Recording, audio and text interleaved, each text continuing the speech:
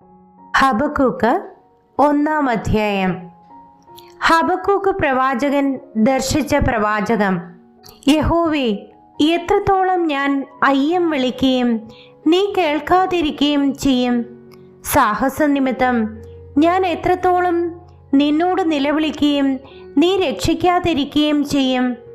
നീ എന്നെ നീതികേട് കാണുമാറാക്കുന്നതും പീഡനം വെറുതെ നോക്കുന്നതും എന്തിന്?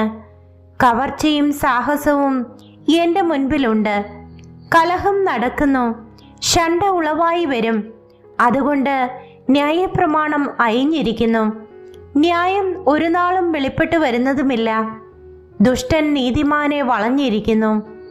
അതുകൊണ്ട് ന്യായം വക്രതയായി വെളിപ്പെട്ടു വരുന്നു. ജാതികളുടെ ഇടയിൽ ദൃഷ്ടി വെച്ച് നോക്കുവിൻ, ആശ്ചര്യപ്പെട്ട് വിസ്മയിപ്പിൻ.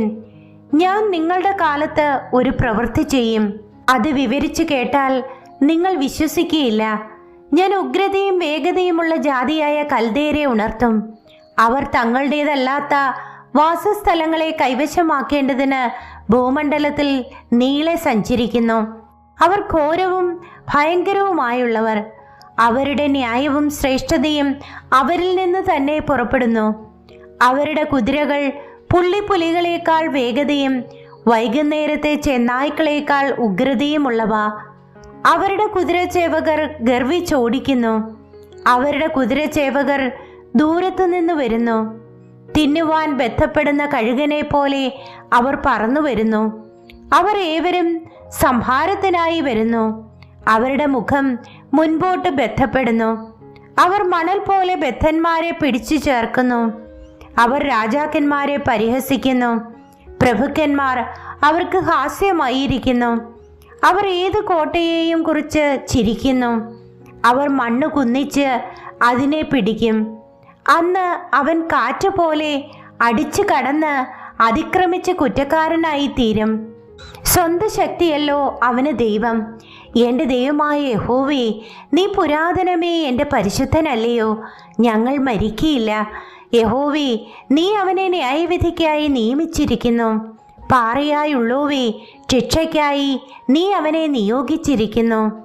ദോഷം കണ്ടുകൂടാതെ വണ്ണം നിർമ്മല ദൃഷ്ടിയുള്ളവനും പീഡനം കാണുവാൻ കഴിയാത്തവനുമായുള്ളോവേ, ദ്രോഹം പ്രവർത്തിക്കുന്നവരെ നീ വെറുതെ നോക്കുന്നതും ദുഷ്ടൻ തന്നിലും നീതിമാനായവനെ വിഴുങ്ങുമ്പോൾ നീ മിണ്ടാതിരിക്കുന്നതും മനുഷ്യരെ സമുദ്രത്തിലെ മത്സ്യങ്ങളെ പോലെയും അധിപതിയില്ലാത്ത ഇഴജാതികളെ പോലെയും ആക്കുന്നതും എന്ത്? അവൻ അവയെ ഒക്കെയും ചൂണ്ടൽ കൊണ്ട് പിടിച്ചെടുക്കുന്നു. അവൻ വല കൊണ്ട് അവയെ വലിച്ചെടുക്കുന്നു, കോരുവലയിൽ ചേർത്ത് കൊള്ളുന്നു. അതുകൊണ്ട് അവൻ സന്തോഷിച്ച് ആനന്ദിക്കുന്നു. അത് ഹേതുവായി അവൻ തൻ്റെ വലയ്ക്ക് ബലി കഴിക്കുന്നു, കോരുവലയ്ക്ക് ധൂപം കാട്ടുന്നു. അവയാലല്ലോ അവൻ്റെ ഓഹരി പുഷ്ടിയുള്ളതും അവൻ്റെ ആഹാരം പൂർത്തിയുള്ളതുമായി തീരുന്നത്. അത് നിമിത്തം അവൻ തൻ്റെ വല കുടഞ്ഞ് ജാതികളെ ആദരിക്കാതെ നിത്യം കൊല്ലുവാൻ പോകുമോ? ഹബക്കൂക്ക് 2-ാം അധ്യായം. ഞാൻ കൊത്തളത്തിൽ നിന്ന് കാവൽ കാത്തുകൊണ്ട് അവൻ എന്നോട് എന്തരളി ചെയ്യും എന്നും എൻ്റെ ആവലാതി സംബന്ധിച്ച് ഞാൻ എന്തുത്തരം പറയേണ്ടു എന്നും കാണേണ്ടതിന് ദൃഷ്ടി വയ്ക്കും. യഹോവ എന്നോട് ഉത്തരമരളിയത്, നീ ദർശനം എഴുതുക, ഓടിച്ചു വായിപ്പാൻ തക്കവണ്ണം അത് പലകയിൽ തെളിവായി വരയ്ക്കുക. ദർശനത്തിന് ഒരു അവധി വെച്ചിരിക്കുന്നു. അത് സമാപ്തിയിലേക്ക് ബന്ധപ്പെടുന്നു. സമയം തെറ്റുകയുമില്ല. അത് വൈകിയാലും അതിനായി കാത്തിരിക്കുക.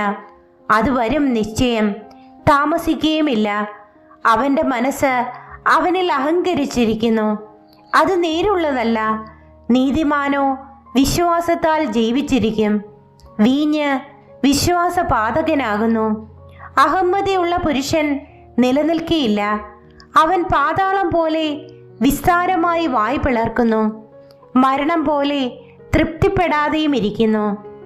അവൻ സകല ജാതികളെയും തൻ്റെ അടുക്കൽ കൂട്ടി സകല വംശങ്ങളെയും തൻ്റെ അടുക്കൽ ചേർക്കുന്നു.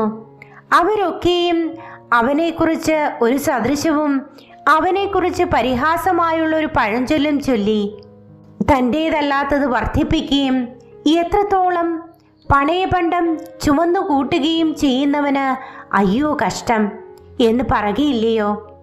നിന്റെ കടക്കാർ പെട്ടെന്ന് എഴുന്നേൽക്കുകയും നിന്നെ ബുദ്ധിമുട്ടിക്കുന്നവർ ഉണരുകയും നീ അവർക്ക് കൊള്ളയായി തീരുകയും ഇല്ലയോ? നീ പല ജാതികളോടും കവർച്ച ചെയ്തതുകൊണ്ട് ജാതികളിൽ ശേഷിപ്പുള്ളവരൊക്കെയും മനുഷ്യരുടെ രക്തനിമിത്തവും നീ ദേശത്തോടും നഗരത്തോടും അതിൻ്റെ സകല നിവാസികളോടും ചെയ്ത സാഹസം നിമിത്തവും നിന്നോടും കവർച്ച ചെയ്യും. അനർത്ഥത്തിൽ നിന്ന് വിടുവിക്കപ്പെടുവാൻ തക്കവണ്ണം ഉയരത്തിൽ കൂടുവയ്ക്കേണ്ടതിന് തൻ്റെ വീട്ടിന് വേണ്ടി ദുരാദായം ആഗ്രഹിക്കുന്നവന് അയ്യോ കഷ്ടം. പല ജാതികളെയും ഛേദിച്ചു കളഞ്ഞതിനാൽ നീ നിന്റെ വീട്ടിന് ലജ്ജ നിരൂപിച്ച് നിന്റെ സ്വന്തം പ്രാണനോട് പാപം ചെയ്തിരിക്കുന്നു. ചുവരിൽ നിന്ന് കല്ല് നിലവിളിക്കുകയും മരപ്പണിയിൽ നിന്ന് തുലാം ഉത്തരം പറയുകയും ചെയ്യുമല്ലോ.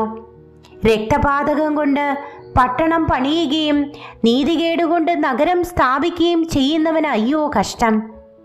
ജാതികൾ തീക്കിരയാകുവാൻ അധ്വാനിക്കുന്നതും വംശങ്ങൾ വെറുതെ തളർന്നു പോകുന്നതും സൈന്യങ്ങളുടെ യഹോവയുടെ ഹിതത്താൽ അല്ലയോ?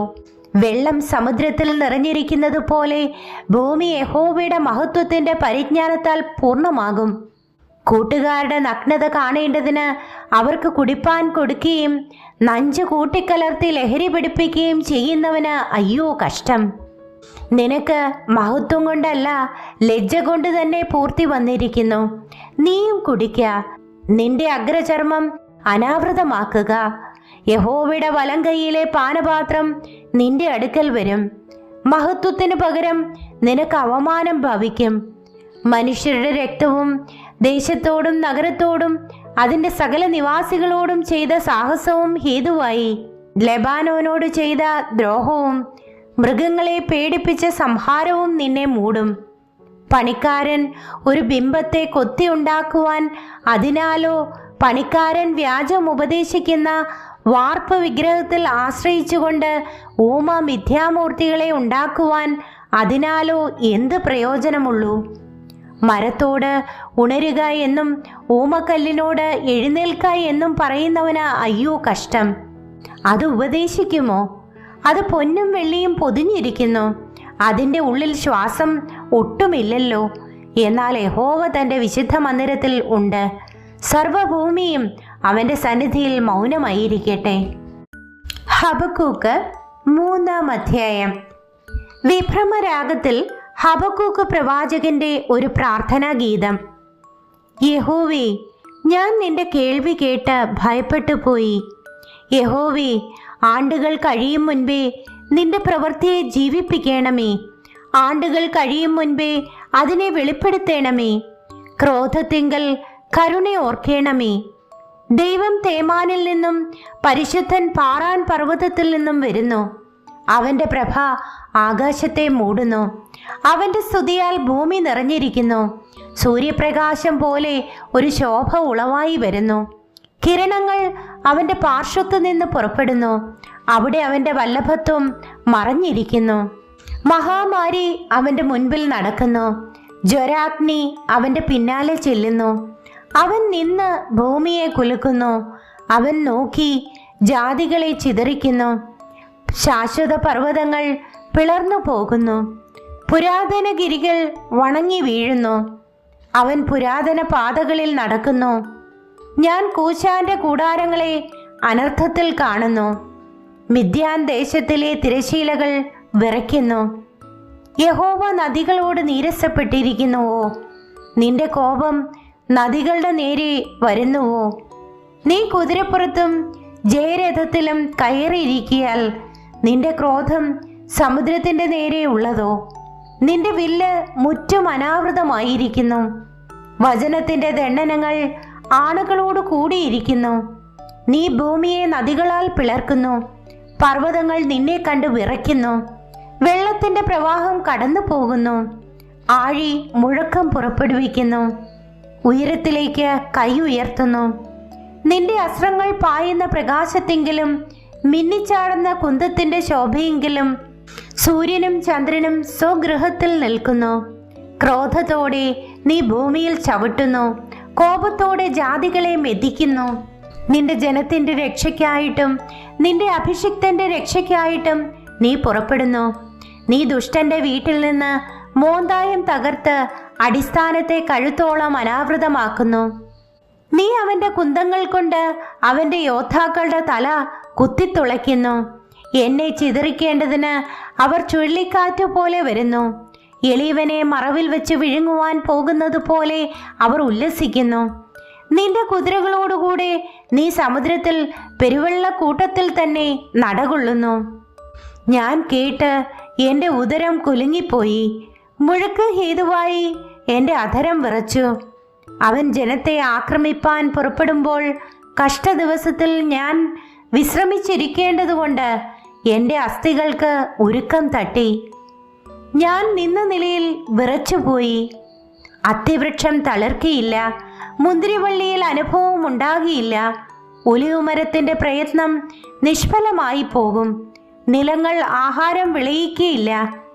ആട്ടിൻകൂട്ടം തൊഴുത്തിൽ നിന്ന് നശിച്ചു പോകും. ഗോശാലകളിൽ കന്നുകാലി ഉണ്ടായിരിക്കുകയില്ല. എങ്കിലും ഞാൻ യഹോവയിൽ ആനന്ദിക്കും, എൻ്റെ രക്ഷയുടെ ദൈവത്തിൽ ഘോഷിച്ചുല്ലസിക്കും. യഹോവയായ കർത്താവ് എൻ്റെ ബലമാകുന്നു. അവൻ എൻ്റെ കാൽ പേടമാൻ കാൽ പോലെയാക്കുന്നു. ഉന്നതികളിന്മേൽ എന്നെ നടക്കുമാറാക്കുന്നു.